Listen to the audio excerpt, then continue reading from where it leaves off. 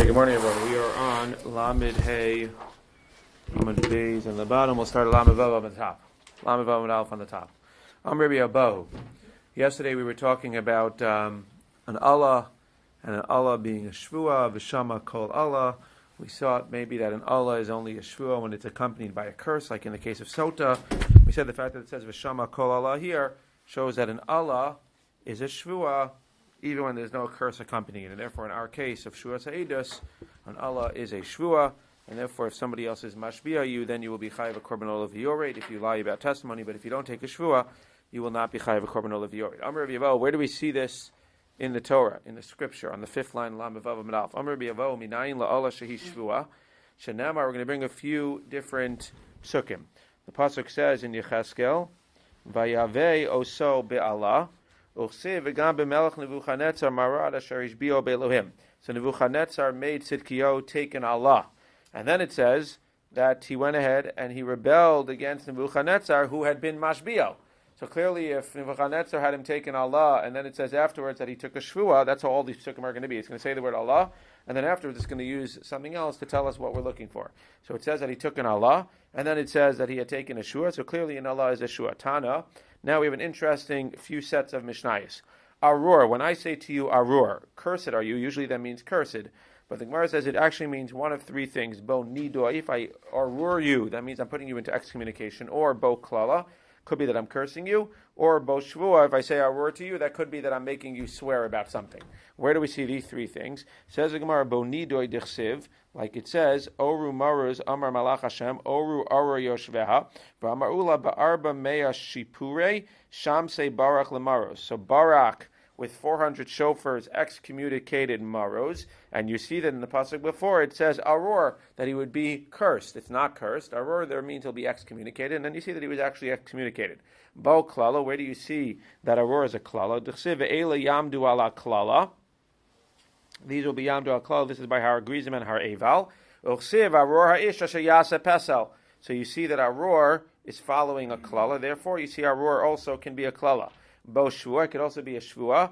D'chsiv, as it says, Vayishava Yoshua ba'esahi lemor Arur ha'ish lifnei Hashem. He made a shvua that nobody's allowed to rebuild Yericho. V'dilma tarti avelu. How do you know that Arur means a shvua there? Maybe it means that he makes the people swear that they're not going to build Yericho, and he also goes ahead and curses them if they build Yericho. Maybe ashpeinu vilaisinu. Maybe he went ahead and he made them swear, and he also cursed them. Elamehacha, you're right. Rather, it's from another pasuk. How do you see that Arur is a shvua? The Ish Yisrael. It says that the Ish Yisrael was nigas. So Shaul made the people say that they won't eat anything before the war. And it says afterwards, you see that Yonatan didn't listen to his father when he made them swear. So clearly the Arur in the first pasuk means that Shaul made the people swear. Maybe over there also Shaul made the people swear and he cursed them if they don't listen. And therefore, since it says Vayishava, that's the swear, but Arur would actually mean a curse. It says Gemara, Michsiv ve'arur, it doesn't say ve'arur. Rather, it says Arur, and therefore the Arur is going on the next passage of Bihishava, and therefore you see that Arur, by definition over here, means Bihishava. Hashadas is Hachi Hasanami Loksiv ve'arur. Once you give that answer, you can give it for the answer of the last pasuk as well. For the last pasuk as well, where it talks about Vayishava Yehoshua, it also doesn't say Ve'arur in the next pasuk, and therefore you have two proofs that the word Arur can also mean Shvua. So again, we brought different psukim to show that Arur might mean sometimes excommunication. If I say Arur Atah, that means I'm putting you into excommunication, into exile. It could mean a klala, that I'm cursing you, and it could also mean that I'm making you take a Shvua. Says the Gemara, Amar Rabbi Yossi Rabbi Chanina, Amen, Amen. So what does Amen mean? So Bo Shua, that could be a Shua. It could be used as a Shua, as we'll see. Bo Kabbalas Devarim, it could be that you're accepting conditions upon yourself, binding conditions. Bo Hamanas Devarim, or it could be like we say Amen in Shul, it's Hamanas Devarim, it's just saying that I agree with your request from God, I agree with your prayer, and that's also what it can mean. That's the Gemara. The word itself? What? Like Tel Melech Naaman, you can't just say Amen, to say something. You mean that it's like a, what do you mean? The word Amen Yeah. means Kel Melech Naaman. Right. You can say Amen without meaning these two things. It can mean the third thing. It's three things: bo shvua, bo kabbalas devarim, bo hamanas devarim. I think when we say kel melech ne'eman, that's the hamanas devarim, right? Shvua means if I say amen, sometimes that's a shvua. If I say amen, sometimes that means I'm accepting upon myself certain conditions. Hamanas devarim is sort of like agreeing with what you're saying. When I answer amen to the chazan, that's hamanas devarim. You're saying something, and I'm saying yes, it should be like that. That's really what we mean when we say kel melech ne'eman. No, that we believe that God can or should bring about that which you're asking for. No, that's the hamanas devarim. I think that's what you're saying. That's the last of the three. As Rashi says, hamanas devarim to the right, a little bit up. V'roi lanos amen al devar tfilo techina shehu lashon me'amen advarim sheyehei ratzon sheyehei emes kain. It should be God's will. Kel melech ne'eman. I think that's what you can say. That it should be God's will that what you're saying should be true. That's what happens when we answer amen. That's hamanas devarim. That's the classic amen. Says the Gemara, Bo Shvua Dechsev Amra Haisha Amen Amen. You see that the woman by Yesota says Amen Amen, and by doing so she takes a Shvua. We said also by Shvua Sa'idus that if he says Mashbi'ani Aleichem and you say Amen, that's as if you're Shvua Mipiatzmo. Also, Bo Kavalas Devarim Dechsev Arura Shelo Yakim Es Divrei HaTorah Azos Lasos Asam Ve'amar Kol Ha'am Amen. You see that the Jewish people accepted the condition upon them in order to keep the Torah by saying Amen. Bo Hamanas Devarim Dechsev Hayomer Yirmiyah Hanavi Amen, Kain Yasa Hashem, Yikam Hashem Es Dvarecha. And you see, it also means that you're saying amen to somebody that Yirmiyah says that what you said should be true. He's not binding himself, he's not taking a shua, he's just saying what you said, in fact, should be true. Amr Rabbi Elazar, he adds, Lav Shvua, Hein Shvua. When I say no or I say yes, that's also a shua. Bishlama lav shua d'chsiv lo ye'od hamayim lamabul. You see that Hashem said that there'll never be mabul again. Uchsiv, and then you see afterwards it says Kimei Noach Zosli Asher Nishbati. So Hashem says there'll never be, and then he says afterwards, what did I just do? I just took a shua. So you see that when you say never or lav, it's a shua. Elahein shua minalan svarahu midelav shua heinami shua. And the fact that when I say yes to something, that's also a shua. From inference that if lav is a shua, hein is a shua. Says the Gemara, not so clear. Amar Rava doesn't mean every time I say yes, I'm taking a shua. V'hu de amar lav trei zimni. If I say lav twice, that's a shua. If I say yes twice, that's a shua. Yes, dear, yes. Yes, dear is not a shua. Yes, dear, yes, that's a shua. So you could have sota just yes twice? Well, that's different. You could have said yes twice. You haven't have said amen twice. So clearly, amen, or she could just say kain kain. Mistama, she could say kain kain, according to what we're saying. But again, she said amen, amen. Says the Gemara, where do you see Vudamar Lav Trei Zimni, Vudamar Hein Trei Zimni? Dichsiv, because Hashem doesn't just say once that there won't be any mabul. Before, and he says, V'lo yikares kol basar od mimei mabul. He says it twice. Then the pasuk that we quoted, V'lo ye'od hamayim la mabul. Umidelav Trei Zimni, Hein Nami Trei Zimni. And just like you say, Hashem said twice. So next time somebody asks you, or your wife asks you something, you could say no. Well, you shouldn't say no, but you could say yes. But either way, if you're going to say no, make sure you only say no once. Don't say no twice. Because if it does, then ultimately we know you're going to end up doing it anyway, and now you're going to have to break your shua. Zak the Gemara, hamakala bakula an chayav div Rabbi Meir v'chachamim potrin. If you're makala with any of these, now we said that makala means, like we said in Sanhedrin again, makala means you're cursing God. Makalel, we say ploni ben ploni, yake ploni ben ploni.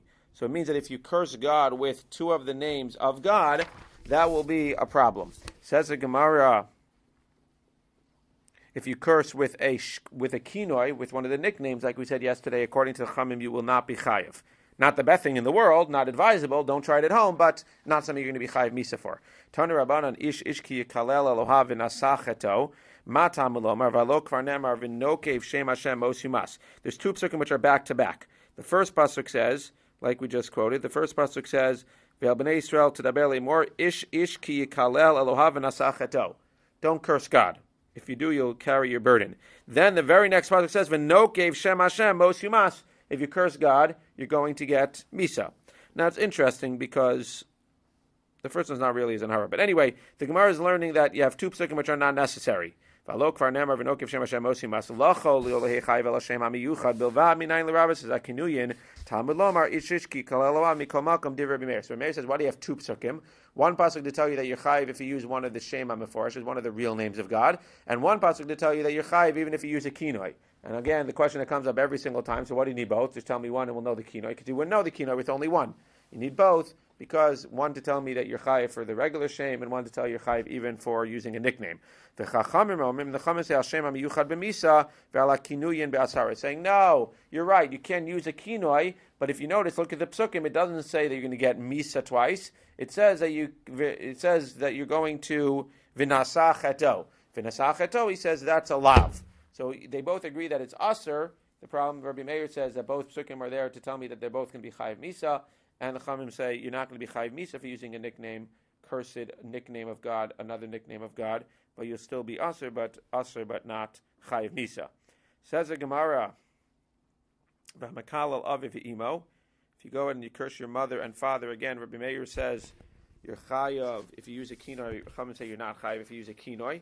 Man chacham Rabbi Menachem bar Yossi, the Tana Rabbi Menachem bar Yossi Omer, benakvo shem yumas. Again, these chachamim above did not use benakvo shem yumas to teach me over there that you're chayav even for a kinoi, right? They said it's just an asara, but now they use benakvo shem yumas. Matam alomar shame. What does that have to speak? What does that have to tell us? Limed ala makala vimo she'eno chayav achakaleim b'shem.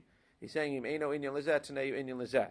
That means, benakvo shem yumas, the fact that it says it twice, it could have just said that you can't curse God twice. Why is it you can't curse God with a name? We know you can't curse him even without a name, maybe. So the Chamim say, no, you can't curse him with a name. But they're learning, benakvo shem yumas, matam ulomar shem. What does it mean, shame? Again, kra yiseru, Taneyu inyan lemakalav, if she'eno chayiv achikalim b'shem yucha. Because again, according to the Chachamim, when are you chayiv? According to the Chachamim, you're only chayiv if you use the Shem Hashem when you curse God. So you really only need one pasuk according to them. The second pasuk is just an ashara, but you really only need one pasuk to tell me you can't curse God, because that one pasuk would be with the Shem. According to Rabbi, you need two psukim to tell me not only you're chayiv for cursing with the Shem, you're chayiv also for using a nickname. According to Chachamim, where you're only chayiv for cursing with the regular name, what do you need the second pasuk for? So here the Gemara is learning the second pasuk is not meant for cursing God, it's meant for cursing your parents, that not only are you going to be chayiv for cursing your parents with, not only are you going to be chayiv, you're going to be chayiv for cursing your parents, also, just like the case of cursing God, you're only going to be chayiv for cursing your parents with the name. So again, it comes out, according to the Chachamim, in both cases of cursing God and cursing your parents is only if you do it with the name. And according to Rabbi Meir, in both cases of cursing God and cursing your parents, you'll be chayiv misa even for using one of the kinuyin, one of the nicknames of Hashem. Everybody agreed that makala atzmo v'chavero, in that case, seemingly even if you use the name of Hashem, in that case you're only chayiv alav for cursing yourself or cursing your friend. It's only cursing your parents and cursing God himself, where according to Rabbi Meir, well, according to everybody, if you curse God using the names of God, you're going to be chayiv misa. If you curse your parents using the real names of God, for sure you're chayiv misa. It was only over there where they had a machlokas about the kinoi, about the nicknames. But if you use the real name of God to curse yourself or to curse a friend, over there everybody agrees you don't get misa. Says the Gemara, Amar biyanai v'divrei hakol. Everybody agrees. Atzma, how do you know that for yourself you don't get misa, you only get a lav? Dechsiv rak hishama lecha shmor nafsh chamiot. It says hishama lecha and watch yourself. Rabbi Yavin Amar Rabbi Eloi the Amar kol makom shnemar hishamer pen va'al eino el lo saseh. So there's a hishamer, a lo saseh of shmor nafsh chamiot, to watch yourself. Cursing yourself is not the best way to watch yourself. So therefore, if you curse yourself, you're over this isra of hishamer, a lo saseh of not watching yourself. V'chavero dechsiv lo tekala chayresh, and we learn over there that it includes every single person. Again, therefore, it's a lav. So again, it comes out if you use the Shem Hashem to curse God or to curse your parents, everybody agrees chayiv misa. Use the Shem Hashem to curse yourself or to curse your friends, there everybody agrees it's a lo saseh. The machlokes is where you use a kinoi to curse your parents or to curse God. If you use a kinoi, Rabbi Meir will say that you're chayiv, and the Chachamim say that you're pater. And seemingly, if you use a kinoi to curse yourself or to curse a friend, seemingly, I don't know, but seemingly it would sound like you're going to be pater totally. There's even no lo saseh there. Maybe, maybe not. The Gemara doesn't discuss that one case. Zak the Gemara. Yakecha Hashem v'chein yakecha Elohim zoi olak suva batorah. We said, literally, yacha doesn't mean curse. It means to hit. We said that if you said mashbi'ani alechem, etc., then that's the thing. If I come over to you and I say, God shall smite you if you don't give testimony, and you agree, amen, that will also be like taking a shvua, and you'll be chayav a korban if you don't actually go ahead and testify. Says the Gemara, Yasser Rav Gana Kamei de Rav Yehuda, Yasser V'kamar Hamasnisan Kiditnan. So he quoted this. He said, I want to tell you a Mishnah that I learned in school. He comes home, he says, I want to tell you a Mishnah I learned in school. God shall smite you. He says, whoa. That's nice that you learned that Mishnah in school, but don't talk to me like that. It's like when I teach you, so we don't say, if I'm giving an example, I shouldn't say your son is going to die, or this is going to happen to you. He says, Amar le kina, that's fine, teach me the Mishnah, but do it in third person. Don't say, I learned the Mishnah in school that says God will strike you. Yes, it happens to be talking about if you do a curse, but the fact that he's even saying God will strike you to another person, sort of, he gets taken aback and says, don't say that to me. Yosef, and similarly, Yosef Kamar, he quotes a pasuk, talks about shattering somebody and killing them. Again, Mom, I want to tell you a pasuk. The pasuk I learned in school is God should shatter you, God should harm you, God should kill you. Amar lekina says, okay, you could quote the pasuk, but do it like in the third person. Don't give me the exact wording of the pasuk. Tarti lamali, what do you need both stories? Because if we only had our Mishnah, you would think that it's okay to do a third person to paraphrase a Mishnah when I'm telling it over, so that I don't have to say God will smite you. But when I'm telling over a pasuk to you, I can't change around the words of the pasuk. I can't do it in third person. Says Gemara, Kamash Malan, that you can even change it around in third person when you're giving it over. This is an interesting discussion. We don't always do this, but basically what he's saying is that when you're telling over a pasuk, which is not the best pasuk, and you're giving it in a shir or something, you should either leave out part of the pasuk or you should change it to third person and not to the thing. I wonder if that's halacha l'maisa. Interesting. Okay. Unless you actually want to curse the people in the shir. Al yakecha v'yivarchecha v'yetiv l'cha Rabbi Meir mechai v'chacham potrin. So now we said also that, okay, so now you have to put on your thinking caps for a second. Okay, you ready? Good. So now we said that if I say yakecha Hashem, God shall smite you if you don't tell over testimony, and you don't tell over testimony, then it's as if you took a shvuah and you're going to be chayav. But now we said there's a machlokes the other way. There's a din in general. There's something called miklal lav atashomei ahin. From a negative inference, you learn a positive. If you don't do X, Y, Z, this will happen. That implies that if you do X, Y, Z, this won't happen. Or the opposite. If you do X, Y, Z, this will happen. That implies if you don't do X, Y, Z, the following will happen. If you do X, Y, Z, you'll live. That implies if you don't do X, Y, Z, you'll die. Or if you don't do X, Y, Z, you'll die. That implies that if you do X, Y, Z, you'll live. That's an inference. That's miklal lav atashomei ahin. From one, the lav or the hain, you learn the opposite. Right? That's what we're learning here. So just to say outside for a second, in our Mishnah, there's a machlokes. The machlokes is, again, by the positive, everybody agrees. If I say God will smite you if you don't go ahead and testify, everybody agrees that that's good, and that's exactly what you need. You're basically warned that you need to tell the truth. But if I say you will not be smitten by God if you tell me the truth, or you will be blessed by God if you tell me the truth, or good things will happen if you tell me the truth. So what does that imply? If you don't tell me the truth, you'll get smit by God. If you don't tell me the truth, bad things will happen. If you don't tell me the truth, you'll be cursed. I.e., if you don't tell me the truth, you're going to have to bring a korban olah v'yored because bad things will happen. So the question is, can you make that inference? When you say the negative way, God will smite you, then that for sure works. And then you're chayiv the korban if you're lying. But the question is, if I say it in the positive way, can we say miklal lav atashomei? Can we make that inference and say that if you don't do it, now you'll be chayiv that korban shvuah if you're actually lying? So if I say to you, you shall be blessed if you share the testimony that you know with me, and you say amen, and then you don't share the testimony with me, are you chayiv a korban or not? According to Rabbi Meir, you're chayiv, because the fact that you said amen, that you will be blessed if you share the testimony, implies that if you don't share it, you agree to the fact that you will be cursed, i.e., you will have to bring a korban. Chachamim say you can make an inference, and yes, you said to him, you'll be blessed if you share it, but you never said you'll be cursed if you don't share it. Just one other point beforehand, we learned this idea, as we're going to say, from Bnei Gad and Bnei Reuven, when they were getting the land on the other side of the Yarden. So when Moshe was giving them the land, so they were basically given two conditions. If you come to fight, you'll get the land. If you don't come to fight, you will not get the land. And we learned from there that you have to do both sides of the argument. According to that opinion, you see from there you need to give both sides of the argument. Because had they just said, if you come, you'll get the land, that might mean that if you don't come, you'll also get the land. So they clearly didn't. So again, the side of the argument says you need to say both. You can't make any inferences, and the other side of the argument says you can make inferences. So Rabbi Meir, let's say it outside. Rabbi Meir, who says that you're chayiv in this case, he clearly holds what? Miklal lav atashomei. You can make inferences. When I say to you, if you share the testimony, you'll be blessed, and then clearly it means that if he holds that you're going to be chayiv even for agreeing to that, that implies that if I say if you don't share the testimony, you'll be cursed. And he agrees to that. The Chachamim say, no, you can't make any inferences, and therefore, unless you specifically say you will be cursed or you will be hit if you don't share testimony, then you will not have to bring the korban. Good? That was the whole Gemara outside. Zak the Gemara, not so simple. The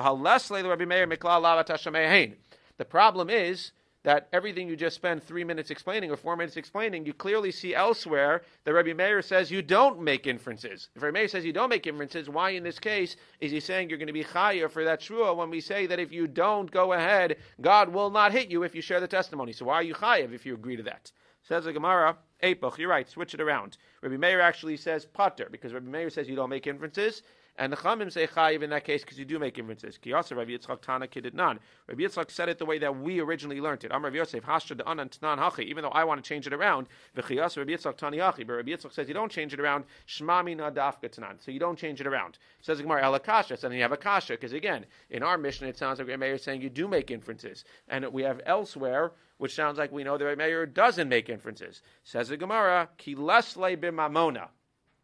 Listen carefully. Aval bi'isura islay, that by mammon you don't make inferences. When you came to me and you said that you don't make inferences, that's by mammon. And Rabbi Meir, the case you're talking about is a case of mammon. Bi'isura, when you're dealing with isser and heter, with something that's allowed and not allowed, you can make inferences. What's this case right now in the Gemara? What's the Gemara is assuming? This case of swearing. This is no monetary involvement right now. Right now the Gemara is assuming this is a case of isser. This is a case where what? This is a case where you have isser going on. So if you have Isser going on, then by Isser he makes inferences, and therefore in this case, if you agree to that, then we can make the inference, and then you can be punished. Says the Gemara, Hare Sota Disur. The problem is you have a case of Sota, which is Isser, and yet Rabbi Meir goes over there and he will not make inferences by Sota. Why? I don't want to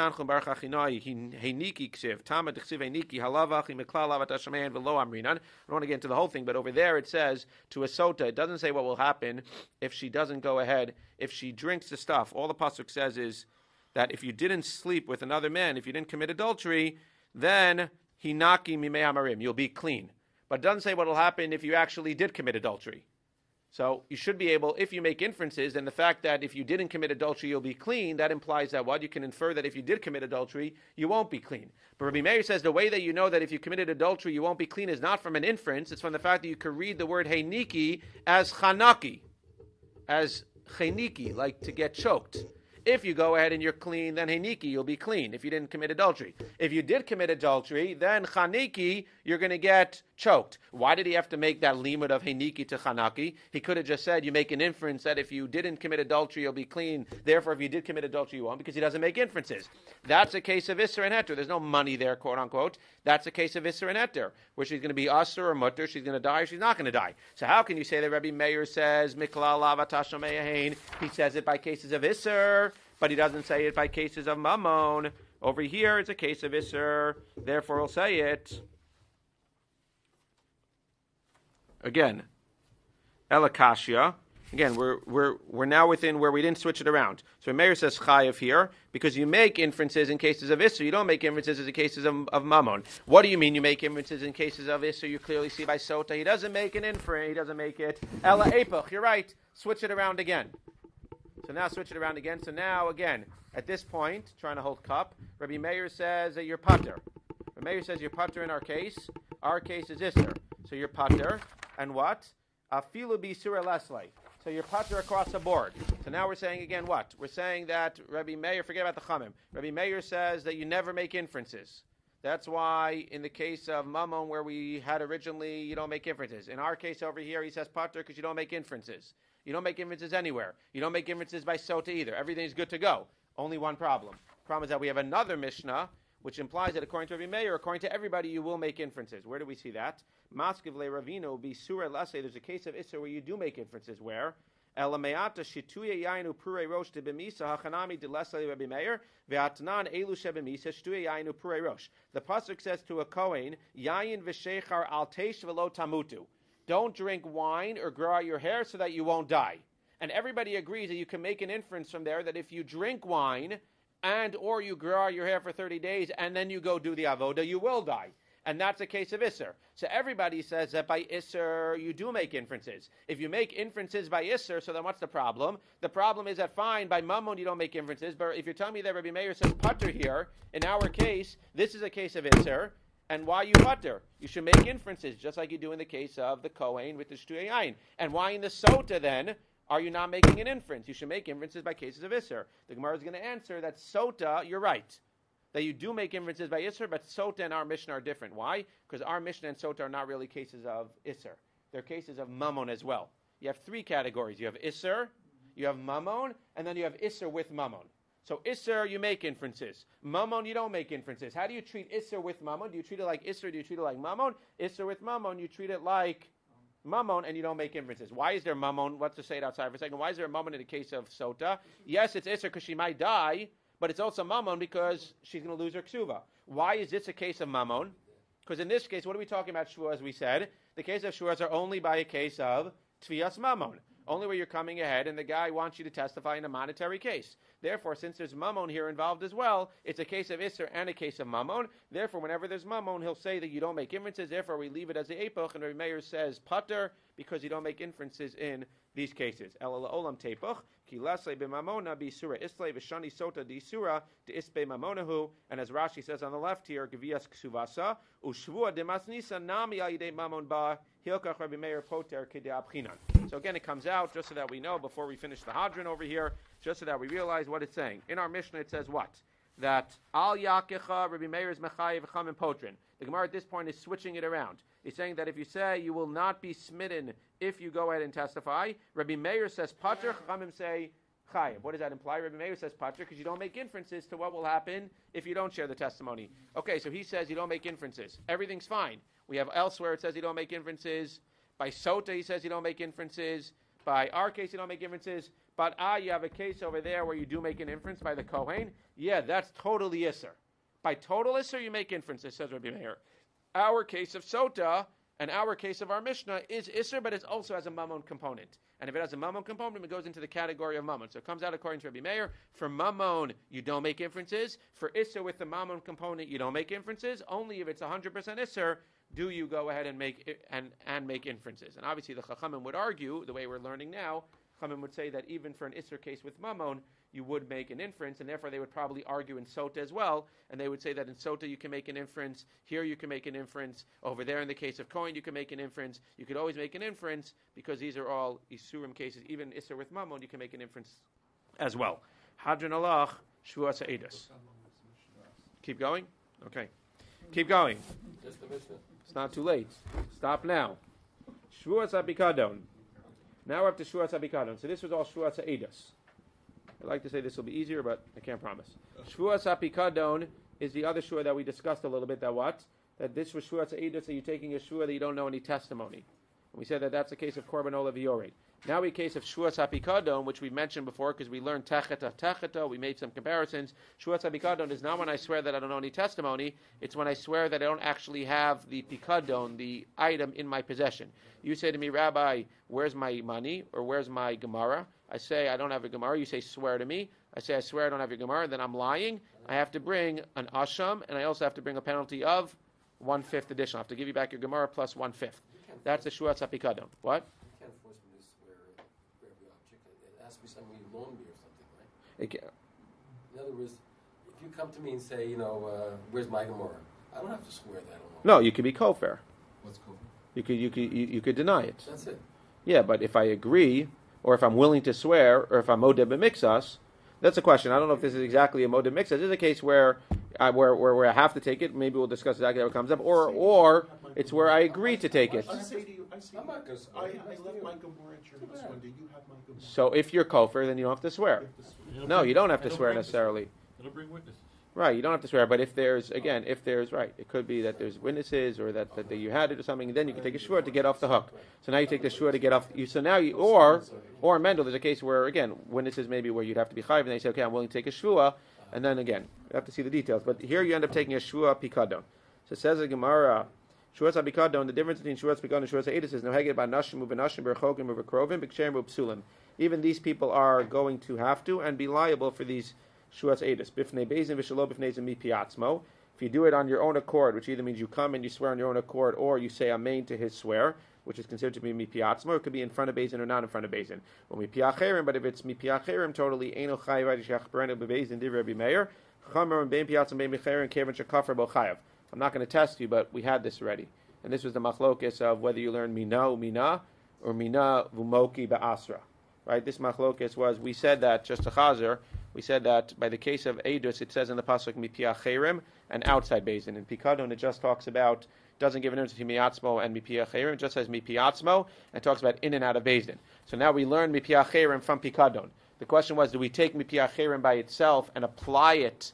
Therefore, you take mipi acherim, but it has the same laws as mipi atzmo in and out of Beis Din, or do you carry over? That's mina va'oki ba'asra. Leave the rest of the details here. Or if you remember, we said you take the entire thing. You take the mipi acherim, and you also take the part that it only applies outside Beis Din and apply it to shuas edus as well. So Rabbi Meir is saying that it has to be in Beis Din. Mipi acherim is saying you take it mina umina. You take everything from shuas edus. And the chachamim say no. You just take mina, but you leave va'oki ba'asra. You just take the bein acherim part. Part, but you apply it to mipi atzmo over here, and just like mipi atzmo over here applies in Beis Din and outside Beis Din, according to Chachamim, mipi acherim will apply in Beis Din and outside Beis Din as well. So we said similar to shuas ha'edos, even though in general, when you know what you're doing is wrong and you know the consequence, we don't let you go ahead and bring a korban in order to get a kapara. By shuas ha'bikadon and shuas ha'edos, you are chayiv and you're able to bring a korban even for zadon hashua, even for mazid through and through. Zadon is when you deny knowing, when you know that you have the pikadon and you're lying about it, but you don't know that there's a korban involved. You can still bring a korban. The only time you're going to be totally pater, and you don't even need it, is when you don't know that you have the pikadon and you don't know that there's a korban involved, where you literally just had no idea. You're onus. Uma chayiv al zedona. What are you chayiv for these cases? Asham b'kesef shkalim. You're chayiv in general, not a korban olav yored for shuas pikadon. You're chayiv a korban asham with an animal that's worth 2 silver pieces. Shuas habikadon keita. What's the example of shuas habikadon? And again, this is going to be an example of mipi atzmo. Amar lo tainli pikdoni sheyeshli biadcha. Again, this is what Mendel was saying. He says, "Give me my gemara. Shvua she'ein lecha biyadi." I take a shvua that I don't have it, either because you want to clear your name. That would be the most obvious reason, or again, maybe with witnesses. But seemingly, you want to clear your name. So you take a shvua, and then we find out you're lying. O sha'amar lo ein lecha biyadi. I have nothing in your hand. He says, "Mashbiachani." So Gershon says, "No, swear to me." For Amar Amein, that's considered to be mipi atzma as well. Harei zechayv. That's a classic case of mipi atzma. And again, mipi acherim would be mashbiacha ani, and you don't say Amein, you just say I swear. That would be mipi acherim. Hishbi alav chamesh pamim bein mifnei beizin bein shelo bifnei beizin v'kafar chayv acholachas va'achas. Amar b'shimon matam minei sheyachol lach shel hodos. This is interesting. This is different than shuas ha'edus. Shuas ha'edus, we said, if I swear 5 times in Beis Din, then the first time I swore falsely, that's it, I'm done. But now, if you swear 5 times, in this case, the Gemara is actually going ahead and making you chayer for each one. What's the difference between here and Shuas Eidus and Shuas Abikadon? Because by Shuas Eidus, nothing changed each time. You took a shua that you don't have the stuff, you were lying, that's it. When you take another shua, it's basically worthless. Over here, every time you take the shua that you don't have the item, you have the ability right away or right before to go ahead and return the item. So since each time I could have fixed it by returning the item, over there, there's nothing, I guess you could say, you really could have fixed it by going ahead and giving the edus. But over here, since I'm actually holding the mammon in my hand, let's see how Rashi says this. He makes himself pasula edus, right? But that's what I was thinking for a second. But over here, why are you not making yourself pasula edus right away? Rashi, mimnei sheyachol lachzor lahodos, achar kfira, nimsa shebechol shvua hu kafra mammon. After each time, you can go ahead and you can give back the item. As opposed to what? Oh, I think the difference is as follows. It's not so clear in Rashi, but I think the difference is as follows. When I stand up, that means I need to think. That means I think the difference is as follows. I think the difference is that over there, what are you swearing about? You're swearing about knowing testimony. Right. Once you're puzzle, you can't testify anymore. So once you lied the first time, you're basically worthless because your testimony is not going to be believed in court anyway, so I can't go ahead and give testimony. So once I swear 5 other times or 4 other times, there's nothing here. Here, I'm not looking to testify in court, or you're not looking for me to testify in court. All you're looking is for me to give you back the object. So over here, when I go ahead and I swear that I don't have the object, and then I don't give it back, and then I swear again, well, I could have fixed it every other time. There, I couldn't fix anything. Once I swore falsely, I can no longer testify. It's basically worthless. It's like coming to a apostle and saying, swear to me that you don't know any edus. Well, I don't know any edus. But over here, where you can return the object each and every time, so each and every time that I swear that I don't have the object, I'm basically reinventing the wheel and basically saying, well, I don't have the object, Swear to me, I swear. Well, you could have returned it. And you do have the object, so you're not really, there's no pasul le'edus here. You might be pasul le'edus, but you're basically, we don't care about the pasul le'edus part. All we care about is that you don't, is that you still have the object in your hand. I think that's a pshat. It's even more, he has a mitzvah deraisa To return it. I think that's the pshat here. That is not puzzle. He is puzzle. It doesn't matter. We don't need him to be made here. The fact that you could still take it, right, that's, well, again, he has to return it. I think that's pshat, perfect. And I think that's pshat with the beginning of the Gemara. Shuas apikadon bein nashim, it applies even to somebody that's pasul. That's exactly the pshat also. Shuas ha'edus, we could say in Ashkoyach, is twofold. Shuas ha'edus, first of all, Shuas ha'edus is twofold. First of all, Shuas ha'edus, now that you're pasul, there's no purpose for you anymore. And second of all, Shuas ha'edus doesn't apply to a person who's pasul. Over here, first of all, now that you're pasul, you still have value because you can return the item. And we just said in the beginning of the Mishnah that Shuas ha'edus applies not only to a kosher, it applies to a pasul as well. So for those two reasons, one would say, okay, beautiful. The first case, can I just say, well, I have a lucky idea. It wasn't that I was doing lahachas. I had a lucky idea, and therefore I should be able to get back my name. Basically, it doesn't matter. V'chayev al shigigasa. But you're chayev al shigigasa. shigigasa. We just said you're chayev al shigigasa. We're talking about are you chayev a korban or not? I can make a tashlumin, you're saying, by the first case. Here, by the monetary, I can make a tashlumin because I can always pay. I can always give back the object itself. But in the first case, you can never make there's no making up for the fact that. Okay. So I'm saying, why can't you claim? You know what? I had amnesia or whatever. You can, and if you had amnesia, that's considered to be al shigigasa greatest, and then you're not going to be chayev a korban. But if you actually had shigigasa im zadon abikadon, which we just quoted, if you knew that you had the bikadon and you were shogeg on the korban, we just said you're going to be chayev. If it's totally honest, so then you could be kofar 1,000,000 times and you're going to be shogeg, 100%. If you can prove that you were senile or honest, then 100%. But the point is that if you can't prove that, then you're stuck. As opposed to over there, even if you can't prove it, you're only going to be chayev one korban. We talk about the relatives. We're talking about the litigants being related. Is that what we're talking about? We're talking about a brother making another brother swear that he doesn't have his gemara. Even though he wouldn't be chayev, even though he wouldn't be kosher to testify in court, he's still chayev in the shuas bikadon, and if he swears falsely, he'll be chayev. Zok the Gemara. Tein lanu. Okay, now.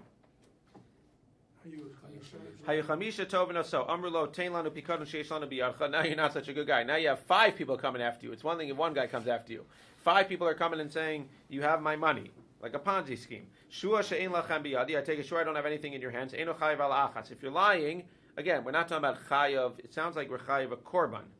Right? Obviously, if you're lying, and we know you're lying, you have to give back all the pikadons.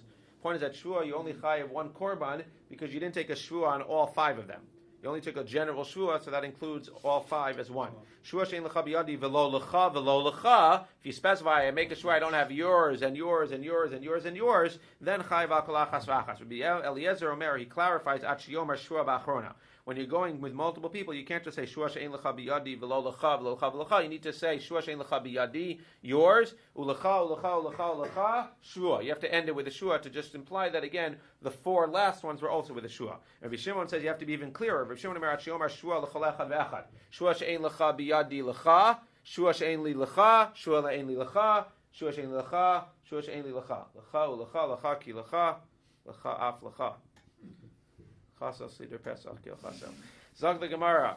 Tein li pikadon utzumes yad gezel v'aveda sheyesh li biyadcha. Give me the pikadon. Now I'm saying to one person, give me the pikadon utzumes yad gezel v'aveda. And again, shua she'ein lecha biyadi, ein chayiv al achas. I just have a general shua that I don't have any of that stuff. That's a general thing. That's one.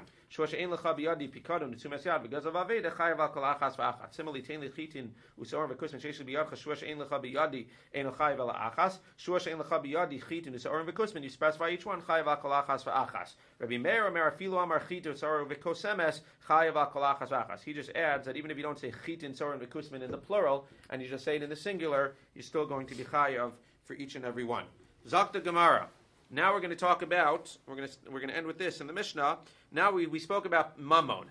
If you remember by Shuas Eidos, we spoke about knas as well. And we said that even if you're chayav for mammon, you may not be chayav for swearing falsely in cases of knas. All of the following cases, as we'll see, will be knas cases, will be cases where the penalty or the payment you're making is not based on the fact. Mammon case means I'm paying you because I owe you. If I rip your shirt and it's worth $100, I pay you $100 because I owe you. If we make you pay $150, $100 for the shirt and $50 as a penalty, that's a knas. If I make you pay for something that I didn't have to pay for otherwise, if I rape somebody, God forbid, and then I go and I have to pay, I didn't cause any quote-unquote monetary damage. Well, we'll see you did, boshet and pagam, etc. But seemingly, if you don't cause any monetary damage, why do you have to pay? As a knas, as a penalty. So shuas hapikadon, similar, we would say to shuas ha'idus, where we had a machlokes, but we would say that shuas hapikadon over here, it seems like will not apply to a case of knas. Why should it not apply to a case of knas, a case of penalty? Because think about the following. What's the halacha by a knas? Modeh b'knas is pater. If I go ahead and I admit, and that's a separate reason for why exactly that is, but if I admit that I owe a knas, that I owe a penalty, I'm pater. So you're going to tell me that in a case where if I would admit that I owe the knas, I'm going to be pater, how can you tell me that when I swear falsely about the knas, I'm going to have to bring a korban? If I would just go ahead and admit it, I would have not had to pay it. So the fact that I wouldn't have had to pay it if I wanted to admit it, how can you go ahead and tell me that if I take a shvuah falsely about it, I'm going to have to bring the korban ola v'yored? Because again, the point is, not because logistically you took a shvuah. The point is that the shvuah, why should that make a difference? It's not a kal v'chomer, so who cares? So if you're modeh b'knas your pater, why should that affect the fact that I swore falsely? Because the point is that shuas habikadon, we said again, only comes in monetary cases. And the fact that by admitting it, I will not have to pay it, as Rashi explains, therefore it's not considered to be a monetary case. The fact that modeh b'knas is pater, if I admit that I ripped your shirt, and I owe you $100, I'm not pater. I'm only pater if I admit that I owe a penalty. So the fact that by admitting that I owe a penalty, I'm pater, therefore modeh b'knas is pater, that shows that it's not a monetary case. And since we said, based on the Gzeirat Shava, that it only applies to monetary cases, therefore in the case of knas, you will not have to bring the korban for swearing falsely. So let's see what these cases of knas are, and as we'll see again, the general rule is that a case of knas you'll be pater for. If there's a case of knas that has a monetary aspect to it, then you'll be chayav of the korban for that shua because of the monetary aspect shabot. So, for example, when you rape somebody, there is a monetary aspect part of it, the boshes and the pagam, as opposed to the knas. It's not just not knas. So, if you say that you're going to be chayav shua, you would say you're chayav shua because of the monetary aspect of it, the embarrassment that you bring to her and to her family. Can the basin force you to bring a korban, or seemingly that I don't know. They could give you malchus instead. I'm not sure. So anasto pitisa biti, you raped or you seduced my daughter. V'omer lo anasi v'lo pitisa, he denied it. Mashbiachani, he takes a swear. V'amar amein chayav, then he's chayav, because there again what? He owes for... he's chayav because he holds that modeh b'knas is not pater, and therefore even though it's a knas, he can be chayav. Rabbi Shimon is poter she'ena mishalim knas al piatzmo. It's not clear when he holds chayiv. Is it because he holds modeh b'knas is pat? He doesn't know because he holds modeh b'knas is chayiv, or he just holds you'll still be chayiv nevertheless. Maybe the Gemara will talk about it. So that could be Amrlo. Sorry, why am I asking myself? Amrlo afi she'enu mishalim knas al piatzmo mishalim boshes upegam al piatzmo. Yes, I agree with you that modeh b'knas is pater. Therefore, really, it is a knas case, and really, you should be pater. But there's a mammon aspect as well, and for that mammon aspect, you're going to be chayiv the korban by the shvuah. Ganafta shoro or ashari, you stole my shor. V'omer lo ganafti mashbiachani v'omer mein chayiv. You're chayiv in that case because if I stole your shor, there's no penalty. I got to pay you back your shor. Ganafti avalo tavachti v'lo macharti. Now you agree that you stole it, but you also say you didn't shecht it or sell it. That if you shecht or sell a shor, there is a penalty. You pay more for shechting or selling. Why? If you're just paying the monetary value, I should pay you the same amount whether I stole it or whether I stole it and shechted and sold it. The fact that you pay more when you shecht it or sell it shows that there's a penalty for shechting or selling it. Mashbiachani v'amar mein pater, because again it's a case of knas. Hey mishorcha shori, if you claim that my shor killed your shor, v'hu omer lo hemis, mashbiachani v'amar mein, I take a shua chayev. I'm chayev because again that's a monetary case. If my shor kills your shor, there's no penalty there. I just pay you the value of your shor. Hey mishorcha es avdi, but if he says that your shor killed my eved, when my shor kills your eved, I don't pay you the value of your eved. I pay you a knas. I pay you a penalty. Because again, that's a penalty payment for killing an eved, not a mammon payment. If you say that you heard me and you made a chabur, because again, if I give you a chabura, I don't pay you a penalty. I pay you the value of the chabura, the boshes, pekan, the rofa, etc. Amar lo avdo. But if the eved says to you, that you knocked out my tooth, or you made me blind, In that case, I'm pater if I swear false. Again, I need to pay him back. But since when I knock out my eved's tooth or I blind him, the value that I'm giving him is not a monetary payment; it's a knas payment. Therefore, if I lie falsely about it, I will not have to bring a korban for the korban shuas habikadon. Ze'aklal kol ha'mishalim al piatzmo chayav v'she'ena mishalim al piatzmo pater. The klal is at any time you pay al piatzmo, you're chayav. That's a monetary payment, and any time you don't pay al piatzmo, which is a knas, you will not be chayav if you swear falsely by the shvuas hapikadon.